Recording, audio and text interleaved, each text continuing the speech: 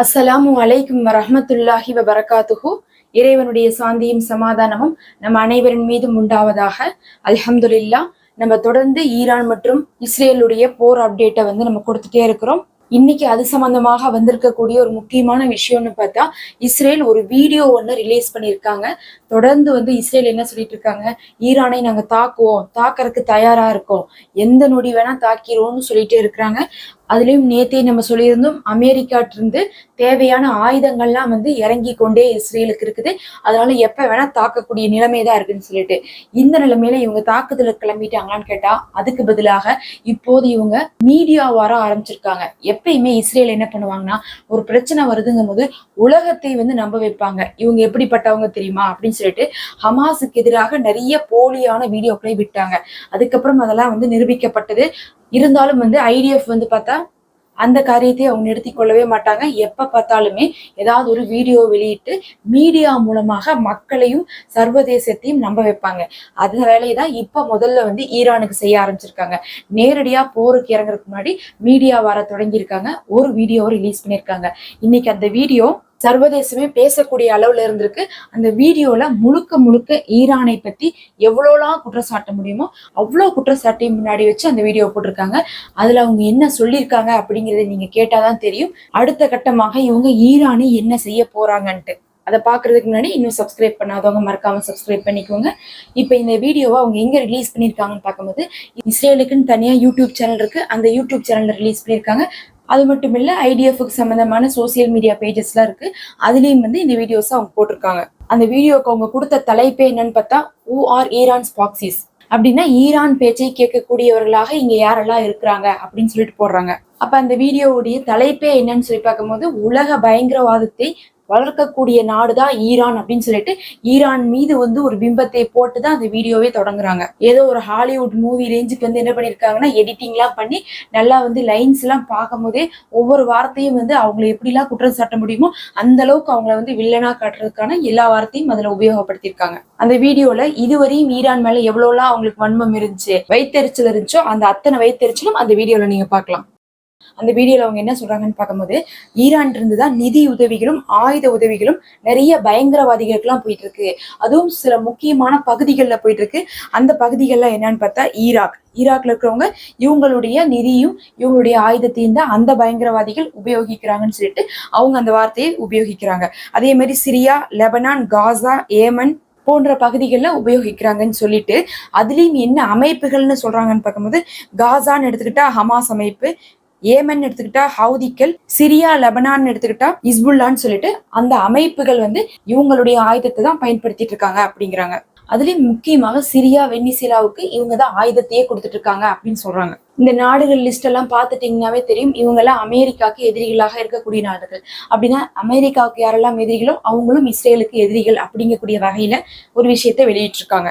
அதே போல இஸ்புல்லா அமைப்புக்கு வருஷத்துக்கு $700 மில்லியன் அளவுக்கு நிதி உதவி கொடுத்துட்டு இருக்குது அவங்களுக்கு தேவையானது.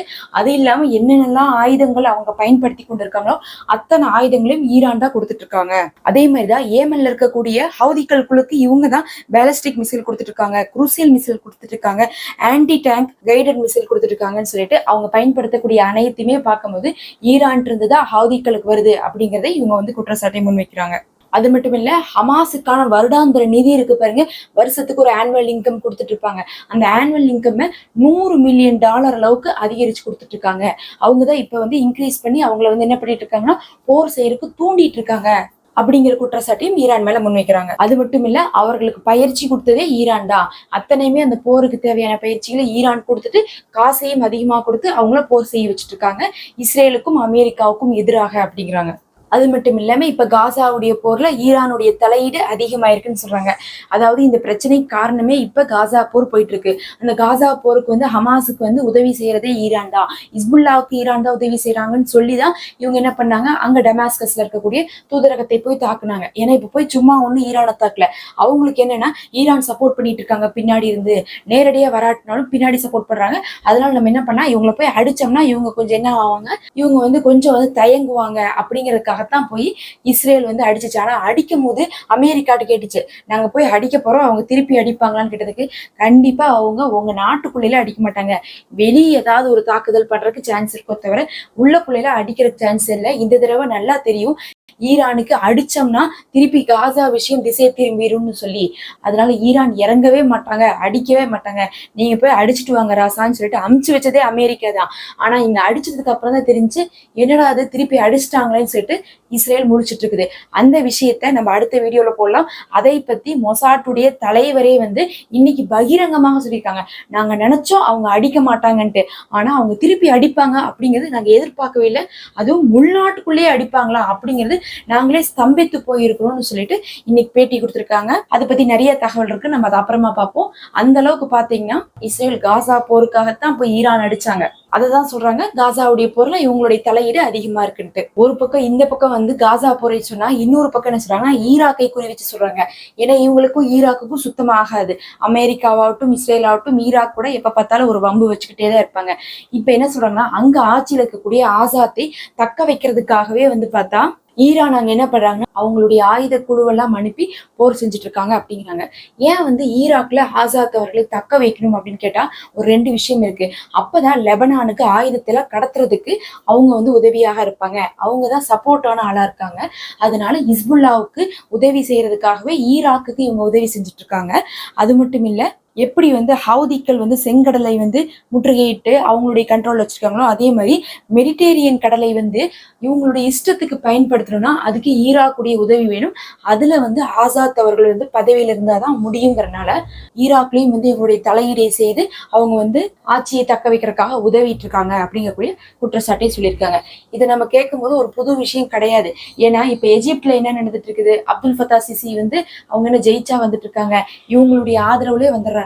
இஸ்ரேலுக்கும் அமெரிக்காவுக்கும் சுத்தி இருக்கக்கூடிய நாடுல எஜிப்ட்ல வந்து அப்துல் ஃபத்தா சிசி இருக்கிறதும் அதே மாதிரி வெஸ்ட் பேங்க்ல வந்து மஹ்மூத் அப்பாஸ் இருக்கிறதும் அவங்களுக்கு அவசியமா இருக்கு. அப்பதான் இவங்களுடைய பேச்சு கேட்பாங்கிறதுக்காக எத்தனையோ வேலை செய்யறாங்க. அதே வேலையை ஈரான் வந்து ஈராக்ல செய்யறாங்க அப்படிங்கக்கூடிய குற்றச்சாட்டை வைக்கிறாங்க. இவங்க செஞ்சா அது நியாயமான ஒரு விஷயம், இதை மத்தவங்க செஞ்சா அது ஒரு குற்றச்சாட்டு. இவங்க என்னெல்லாம் முன்வைக்கிறாங்களோ அதுல வந்து அடுத்தவங்களோட 10 மடங்கு அதிகமா செய்யக்கூடியது இஸ்ரேலா தான் இருக்குது.